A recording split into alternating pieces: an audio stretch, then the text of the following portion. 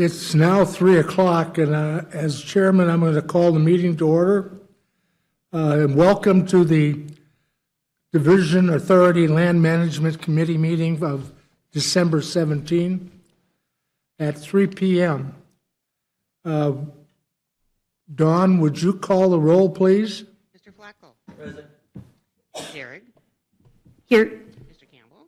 Here. Mr. Borboom. Here. Ms. White. Here. Mr. Breitling. Here. Ms. Maggio. Ms. Sternberg. Here. And Mr. Zimmerman. Here. Mr. President. Dawn, do we have a quorum? We have a quorum. Thank you. The next item is the approval of the minutes of October 22, 2025. Is there a motion to approve as printed? Flacco moves. Is there a second? Second. It's been a motion and a second. Is there any discussion, question, or concerns over the content of those published minutes? Hearing none, this is a roll call vote. All in favor signify by saying aye. Aye. Opposed, same sign. Motion carried. The next item is the approval of the agenda as printed and published. Is there a motion to approve the agenda as printed and published? White moves to approve. Campbell second. Are there any questions or comments that need to be made concerning the minutes at this time? Hearing none, all of those in favor of the motion signify by saying aye. Aye. Motion, all opposed, same sign. Motion carried. The fourth item of business is the OINs 9576, 9577, 9578, and 9579. This is formerly the elevator that existed adjacent to the Oxbow community. I'm going to ask Mr. Fisher to provide us the information necessary to address this question. Wonderful. Thank you, Chairman. Thank you, Committee. Today, we have first recommendation for approval, as mentioned, would be for the 4 OINs for the Oxbow Hickson elevator site. Some key pieces that we've noted within this packet are the 4 sites combined total a little over 10 acres, 10.01 to be exact, as we have them written out. In doing so, we want to note that this was initially purchased for $1.1 million, a little bit more, with a proposed sale of $1 million based on $100,000 per acre for developable land. What's noted in this is that there is areas impacted by the storm sewer easements, as well as other existing utility easements, as noted on these map works. We do currently manage the site for mowing, and we have to date spent roughly $50,000 on mowing and maintenance for the site. With that, we would seek committee recommendation for placing this for excess policy, moving this through. Are there any questions? My understanding is this would simply list the property for sale. Is that correct? That is correct. Maybe just to add a little more color to that, the policy indicates that we would first give the opportunity to the member entities of the authority, so City of Fargo, Cass County, et cetera. Cass County may be interested in some additional right-of-way along Main Avenue there, and once we declare it excess, it allows us to entertain Cass County's interest. After the member entities, the opportunity goes to the former landowners. After the former landowners, it goes to the adjacent landowners. And then at that point, if there's no interest, it would go to public sale. We do anticipate there will be interest in this property, so hopefully. Can you describe for us the adjacent landowners? So the City of Oxbow owns land immediately adjacent to this. There are other properties on both sides across the roads as well. And you can see on the map here, there's a number of private residences on the east side that are within Oxbow, and then on the west side, you have the Knickerbocker, you have the the church and other properties within the city of, or community of Hickson as well. So quite a few adjacent landowners, the city of Oxbow being one of them. Thank you. Are there any questions? Mr. Chair, it's my understanding that the action today would just be to recommend that this go into the excess lands, and then at that point in time, it would follow the normal procedure for. Correct. That's my understanding as well. With that, Mr. I would move that 9576, 9577, 9578, and 9579 become excess lands available per policy for consideration. White seconds. Is there any further discussion? I would add to the comments that have been made so far is that technically what we do is make a recommendation to the full authority. We do not have the ability to approve the sale of these lands. We have the ability to recommend that the lands be offered for sale pursuant to the policy of the full authority. Are there any questions? Hearing none, do we have a motion?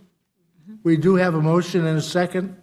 This calls for a roll call vote. Dawn, would you so do? Mr. Flacco? Aye. Ms. Derrick? Yes. Mr. Campbell? Yes. Mr. Borboon? Yes. Ms. Wade? Yes. Mr. Breitling? Yes. Ms. Sternberg? Aye. And Mr. Zimmerman? Yes. And that is everyone. Thank you. The chair will rule the motion is carried. The next item on our agenda is number 5, and this deals with OINs 1665, 1792, 1793, and 1802. And I would ask Mr. Fisher again to provide us with the background information necessary to respond to this request. Thank you again, Chairman. We have 4 OINs located on the Minnesota side. They are considered in the UMA Mitigation Zone 1. These are former homestead sites as noted on the mapping area. As part of this, we are combining or looking to combine these 4 parcels into one, which would total 22.37 acres. Being this is in the UMA Mitigation Zone 1, we are seeking that $5,000 per acre rate as proposed if we do push this through the excess land policy for a total of $111,000. That being said, one note of interest on this site is that as part of OIN 1792, we do have one existing structure that is being mitigated currently, and that should be removed shortly. So as part of that, we would not do any type of transaction prior to that last mitigation of that gazebo, is what it is, to be removed prior to moving this through the excess policy program and move forward with that. With that, I'll take any questions. Are there any questions of Mr. Fisher? Mr. Campbell? Thank you. So under the excess policy, because these were individual lots before and the whole process would go back, that each of those would have an opportunity under the excess lands current policy. Correct. If we put them all if we combine them all as one lot, what happens to that policy? So as we've talked before, we would actually notify all 4 landowners who actually had this to offer to them. They've indicated that as their own, they would like to purchase and then resplit this if necessary. And so knowing that information and the way the policy works, we figured it would just be beneficial on our end just to lump this as one to ensure that if we did have one go, we would get all to go in that process. So all 4 are interested in it? All 4 are interested? Yeah, I think if we get interest from all 4, we would, I think the response back to them was, we're selling it as one. If you want to put a combined bid together, if you want to orchestrate that amongst yourselves, I think we'd be open to entertaining this scenario like that. So is the action that we want to do today then would be to to just combine the lots into one? I think we're proposing to sell it as, one package. If we get interest and they want to buy, if the four of them come together with a combined, motion or something, we can probably be flexible that way. But the intention is to sell it all, in one action. I think to Justin's point is, we don't want to be stuck with some goofy remnant that nobody wants, and so we're trying to avoid that scenario. Are there 4 different landowners for each of these 4 tracts? Yes. Any other questions? Mr. Chairman, Sure. is there a hierarchy of how this would work? So they could be concurrently part of the 4, but then once they know what that bid is, they could do an individual bid that could be higher? Sure. Yeah, we have timelines where if there's an interest, they have a minimum of 30 days to respond as former owners. And so if we get somebody that responds on day 2, the others could wait till day 5 or day 10 or, whatever within that 30-day window. But as long as we have a bid within that 30-day window, then we would, as long as it meets the minimum, we would move forward with that. Just to be, I don't mean to create a lot of problems here, but wouldn't we be going against our own excess lands policy on the way we normally do things by not allowing each of them the opportunity to buy back their own lot? That's part of that hierarchy that was just asked about.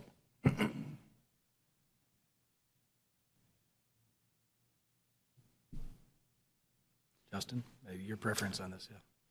Have we had situations like this? that We you're have aware not. of? No. Yeah. So in viewing this, as we look at, for instance, 1792, that is kind of a unique parcel. And so it makes sense on our end to ensure that if we can promote a sale, we can encapsulate that as well too. So we don't have something that's potentially landlocked or something that provides another unique real estate concern that we have later on. So our thought process was in this, knowing that we do have interest from the prior landowners, because rather than taking flowage easements, they did sell, but they do want to do a buyback. We would lump this together knowing that there is interest in that process. I have a question. What was the compensation given to each of these 4? Well, recognize that every one of these parcels had improvements on it when we bought the land. And, you can see at 1793, for example, that was Heartland Seed. And so there was, dozens of structures and grain bins and, seed processing factory there. There was a home and an outbuilding on 1665. There was a small home on 1802 that we purchased years ago. There were 2 different gazebos on 1792 that were purchased and are being mitigated. So the purchase price included all of the improvements as well as the land. And so I could give you those numbers, but just recognize it's an apple and an orange. Yeah. But Mr. Chair, under our current excess lands policy and the hierarchy that we talk about, it first goes to our members for consideration if there is a public need. And then after that, it goes back to, through that process, it goes to each particular lot owner to have an opportunity to buy it back. So if we're going to combine these all into one, 3 of them could lose out. That's what I'm not understanding here. To me, we're going against what our excess lands policy says to do from a hierarchy standpoint.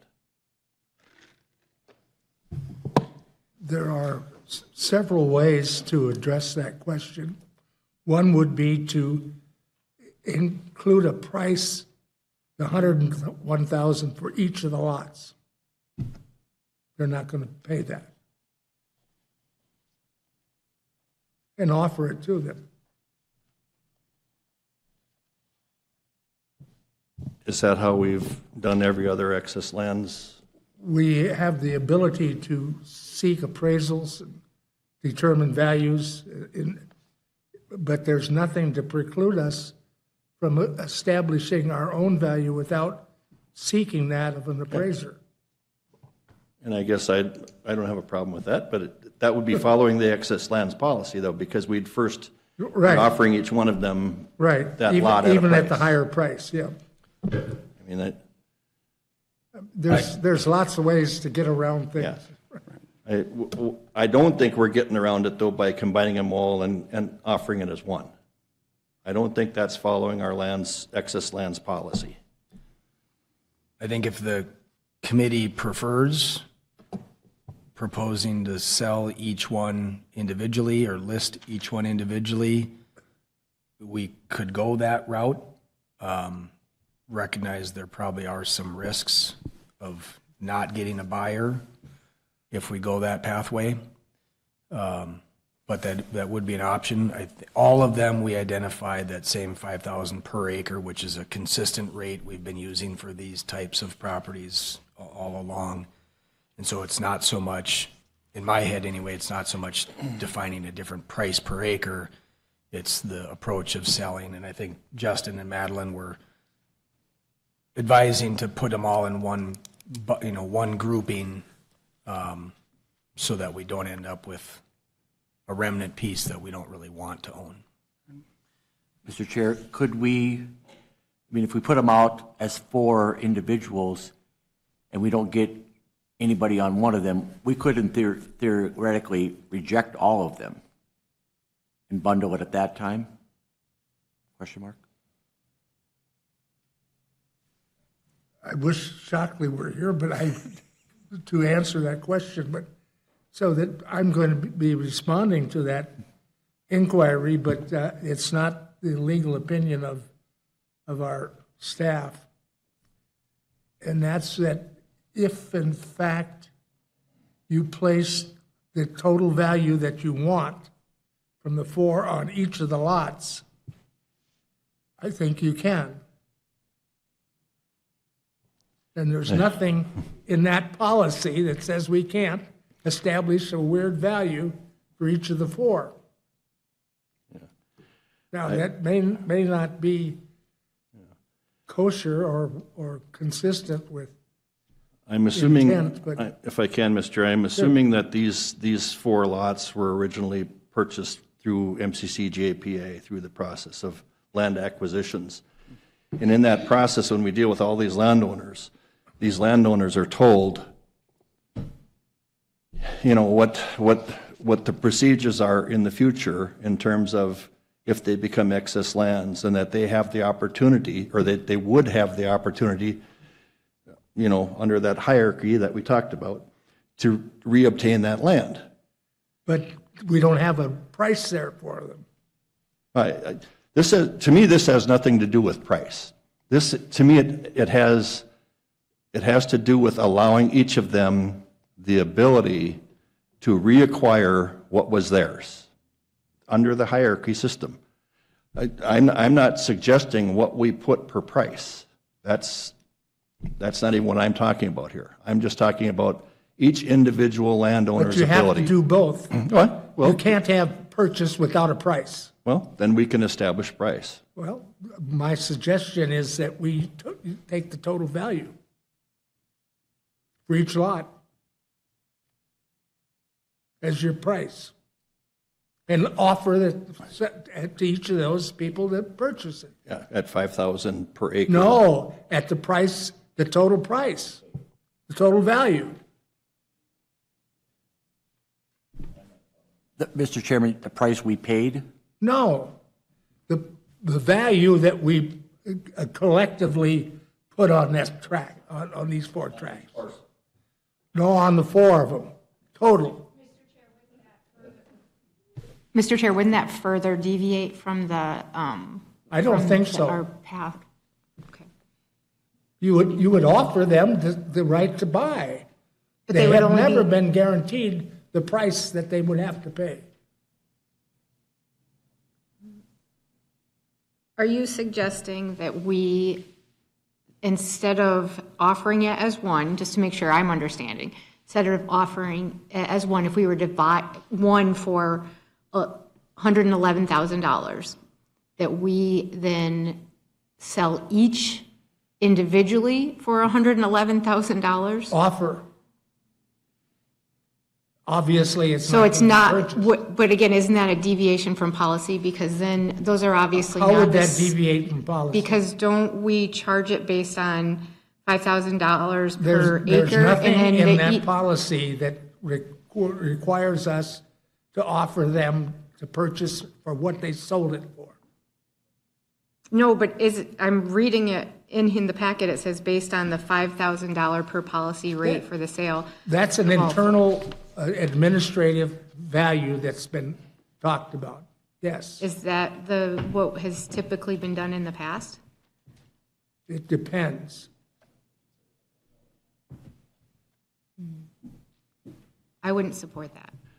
Mr. Chair, you know, I think we know what's been deemed the value that we should get price per acre of $5,000. That's been listed in here.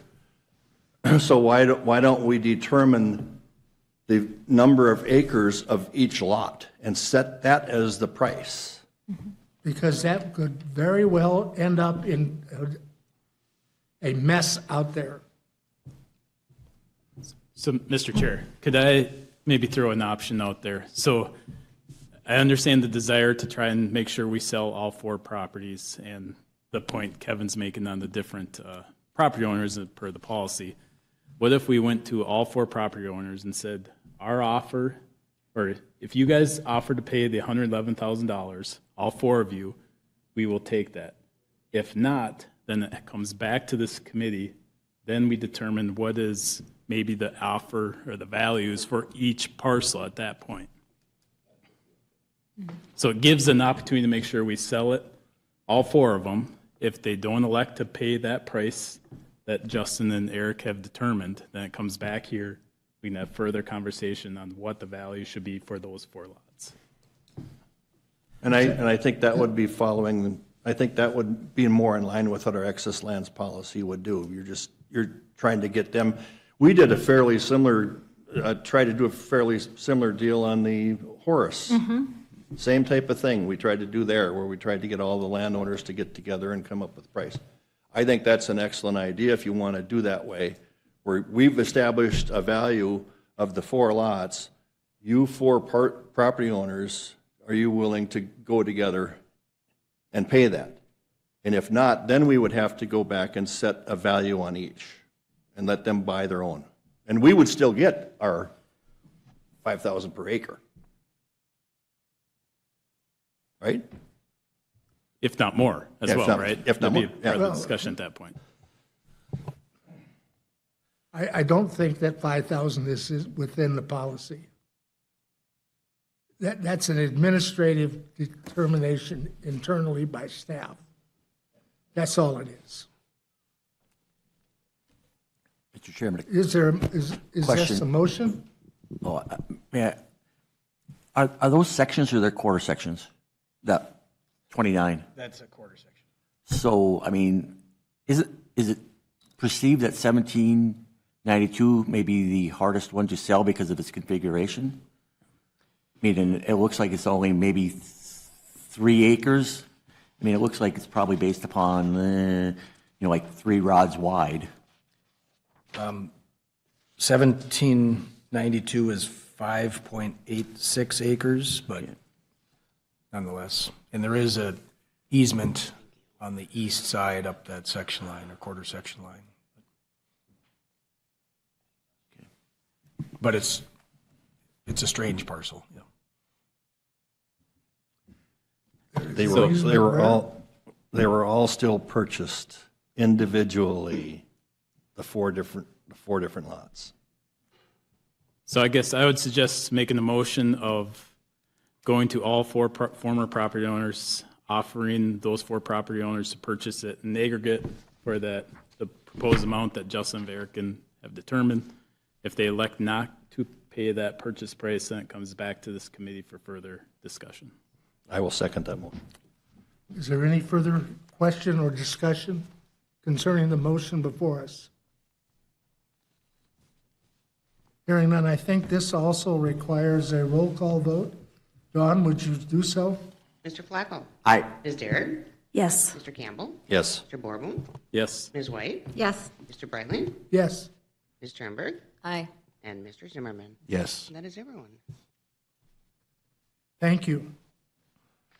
The next item is forest mitigation sites deed restriction, and I believe Mr. Shockley is going to provide us with information necessary for us to respond to this item. John, you're... Thank you, Mr. Chair, members of the Lands Committee. Before you, we're requesting a recommendation to approve a forest site mitigation deed restriction. For information, as part of the FM diversion project, there's approximately 750 acres of land that we have to either maintain and restore or plant new as forest land as part of mitigation for forest areas that may have been disruptive, disturbed, or destroyed as part of the project. As part of that, we are required to put a deed restriction on the property that it can only be used for forest purposes and forest mitigation purposes in perpetuity. This is because it's part of our mitigation, and if you wouldn't want to sell the parcel off and have somebody demolish the trees and build a house out there. And that we'd worked with the Corps through several iterations to come up with the deed restriction. This deed restriction will actually be on properties that are owned by our member entities, including Cass County Joint Water Resource District, and the Moorhead JPA, Moorhead Clay County JPA. We wanted to bring it to the Lands Committee to get a recommendation that it was okay to have our member entities go ahead and approve it. It is a programmatic requirement of the environmental permitting. We have a map, if you would like, to see all the different forest parcels. Which color are they? Are they pink ones? Yes, they are the pink parcels. They're on both sides of the river. There's a lot of them because it's 700 acres. Happy to answer any questions. Just for reference, I'm just zooming into a few of those forest mitigation sites. These happen to be around Oxbow. There are others, of course, but just to give you an identity of what types of properties we're talking about.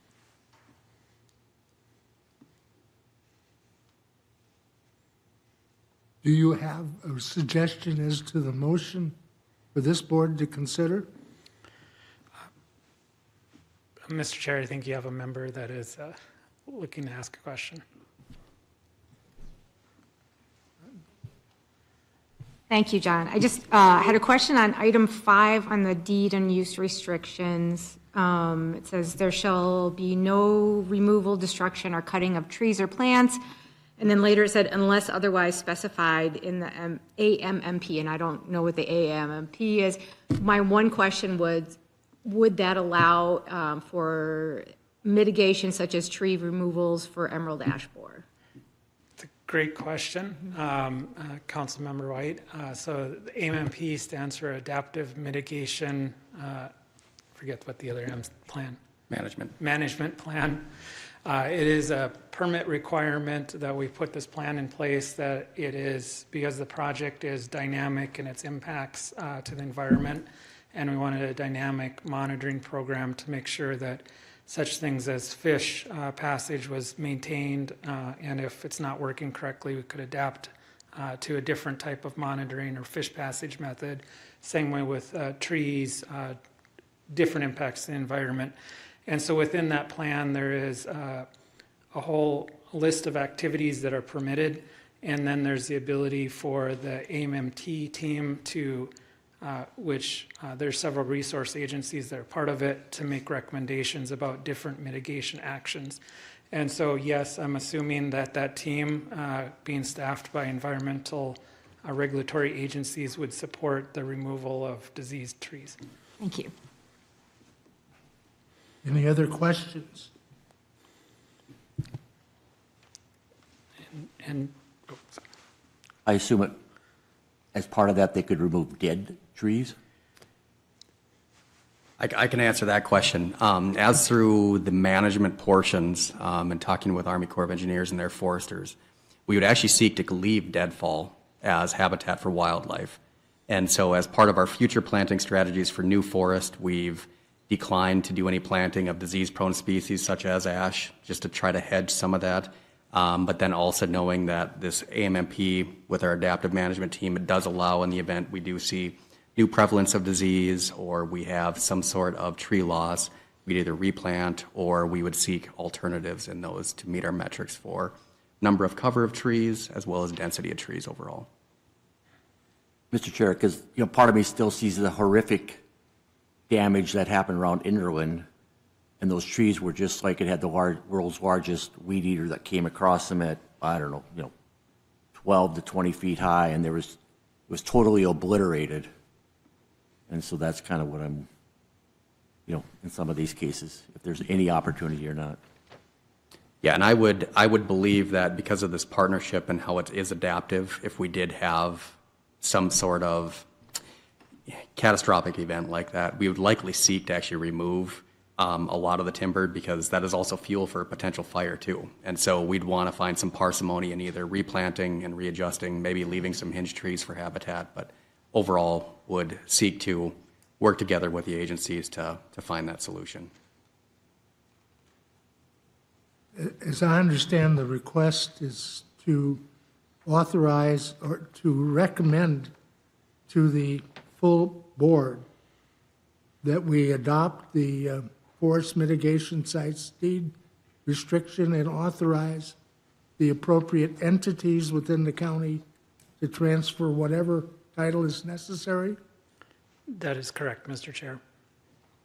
So moved. Is there a second? White seconds. Is there any other question or discussion? Hearing none, I think this also requires a roll call vote. Don? Mr. Flacco? Aye. Ms. Derrick? Yes. Mr. Campbell? Yes. Mr. Borboom? Yes. Ms. White? Yes. Mr. Brightling? Yes. Ms. Monaco, she is actually on as texting her votes. Ms. Turnberg? Aye. And Mr. Zimmerman? Yes. Ms. Zimmerman? Thank you. The next item on our agenda is the rail corridor update dealing with OINs 7249 and 7234 BCD. Again, I'd ask Mr. Fisher to provide us this update. The first update I will present is on 7249. This is a portion of the rail corridor that is adjacent to the 12 different landowners that have residents over there. 10 different landowners. We've communicated in the past with these landowners and do have interest amongst the majority. As it is wintertime now, we're no longer doing maintenance. We continue to communicate with them. We have high interest. We have not come to a final solution as to the sale of this, if it'll be as whole or proposed for parceling out. Are there any questions of Mr. Fisher? Hearing none, we'll move on to the next item, and that's the Horace Elevator Site Update. Again, I'll ask Mr. Fisher to provide this update. I wanted to give a quick update on the Horace Elevator site. I have been working with Horizon Realty for the Horace Elevator site. We've gone through a price analysis of the site based off of square footage. We have also sought a couple quotes for what the demo cost of the actual elevator would be in light of future purchase. Taking that into account of what the property value is and taking out potential expenses for removal, we came to the conclusion as a team and then also with the realtor that a listing price of $415,000 would be appropriate for the site itself. And that was recently listed on MLS approximately 2 weeks ago. We have received an offer on the property recently, and we will likely seek to counter that offer. We've also received multiple inquiries to the realtor, and so I think we are on the right path of getting this elevator sold to the right buyer and moving on from that portion of the corridor. Are there any questions of Mr. Fisher concerning this item?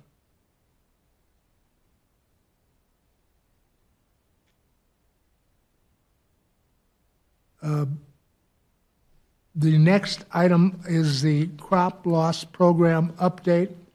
And Mr. Dodds, I think you're going to address this matter? Yeah, wanted to provide an update for the board or for the committee. As you may know, we've been working to develop the diversions crop loss programs. These were programs that were committed to in the settlement agreement, and we've been advancing those over the last several years. The Diversion Authority has been working with a company called Watson Associates. They are the premier crop insurance development firm in the country, developing somewhere like 90% of all crop insurance programs. So we feel like we've got the right team that's helping guide us through this. Our program is technically not insurance because we're not requiring a premium from the landowners. It's really more of a crop loss program where we will provide the indemnifications to them. Just today wanted to share with the group that we've, again, continued to work on this. We have a updated scope of work from Watts that's in a contract being presented to the Finance Committee in about a half hour, and was presuming that passes, goes to the board tomorrow. The 8 items listed on the bottom of this page are a summary of what the Watts team will be focusing on over the next several months, trying to get that program from its near draft position across the finish line to being fully stood up and ready for spring of 27 when we might be ready to operate. So just high level wanted to share that. The scope of work that Watts will be focusing on is in your packet. I don't intend to go through that in any detail, but just to scroll through it here quickly. If you have any questions, I'm happy to help answer that. Are there any questions of Mr. Dodds concerning this item? That's not a raised hand? Okay. Hearing none, we'll move on to item number 10, post-operation debris removal and restoration plan and subcommittee development. Mr. Dodds, I think you will provide us with information requiring this, addressing this item. Yes, thank you. Similarly, the Diversion Authority in the settlement agreement had committed to creating a program to assist farmers with cleanup of debris after the project operates. We know from experience that flooding in our part of the world brings debris that ends up in kind of a beach ridge of where the water occurred. And knowing that we are intentionally storing floodwaters upstream of the embankment on those farmlands, it's likely that we will have some debris that gets stored on those farmlands, and thus the requirement or commitment that was made for us to assist those farmers in helping clean up that debris and any other non-structural property damage, such as culverts that might get washed out that lead to their fields. So we've had a team working to develop this over the last probably year or more. We're making, I think, good progress. Today, wanted to just first off remind the committee that this is something we've committed to doing. The provisions of the settlement agreement are in your packet, and so just a reminder that we've committed to this. We've committed to trying to assist in getting that debris off of the farm fields within 10 days of water receding, and so a pretty expedient process will need to be in place for that. And then we also had committed to recognizing that we don't know how often we're going to operate. We don't know how big the flood event will be. We don't know how much debris there will be, and we don't know where the debris was going to go. Lots of unknowns. And so recognizing that at the time that the settlement agreement was established, there was also a commitment to establish a subcommittee, presumably a subcommittee of this committee, and that subcommittee was supposed to be staffed with, or supposed to be seated with 2 members from the Richland Wilkin JPA, as well as other members from the Diversion Authority. And the intention is that subcommittee would then be established to help finalize the program before it's implemented. And so in this document here, we've framed out a concept for the formation of that subcommittee. Wanted to plant the seed with the group here today, not expecting any decisions to be made at this point, but in concept, suggesting again that this would be a subcommittee of the Land Management Committee, proposing that we would have 7 members total, 5 of them from the Diversion Authority, suggesting 1 could be from the Cass County Joint Board, 1 from the MCCJPA, 1 from this Land Management Committee, and then we might have 2 other seats that could be filled if desired, and then also having those 2 members from the Richland Wilkin JPA. All members would be voting. That would be an advisory board that would bubble up to this committee and then ultimately to the Diversion Authority. Suggestions that the chair and the vice chair would be representatives of the Diversion Authority to help staff and administer that group as well. Mr. Shockley, I believe, is working on some resolutions that we would bring forward to formally establish this, but wanted to plant those seeds. If you have feedback, we think we'd certainly accept that. And then also in front of you today is a suggested timeline. Again, we've got a draft of the plan that's been developed, and we're doing some staff reviews at the moment, hoping to round out those staff reviews in the first quarter of 26, proposing to have that plan ready for committee consideration in April, suggested forming the subcommittee and having the initial meeting in May, probably 4, 5, 6 months of meetings with that subcommittee, and then finalizing the plan this time next year so that it's in place for the spring of 2027. Just threw a lot of stuff at you, so I'll pause, see if there's comments, questions, if you want me to go back over and add any more details on that. Are there any questions? Is there a motion that you want today? This is really just for information.